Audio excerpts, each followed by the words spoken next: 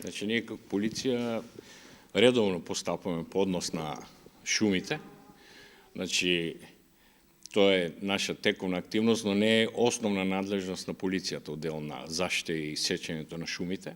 Все пак основна надлежност е на шумска полиция и явното предприятие за шумско стопанство, кои во рамки на нивните ингеренции трябва малце да бидат малце по-активни во однос на защита. Значи ние како сектор константно преземаме мерки. Последниот случај беше со 15 конски коли за фаќање, каде што целта е да се оди со кривична постапка против таквата појава, односно таквите сторители, затоа што се работи за класично кривично дело пустошење на шуми, односно класично сечење на шумите без контрола. Така да секторот за внатрешни работи Струмица во тековната 2022 има одземено преку 157 метри кубни, не квадратни метри дрва, преку 340 возила, конски коли и мислам 7-8 товарни возила.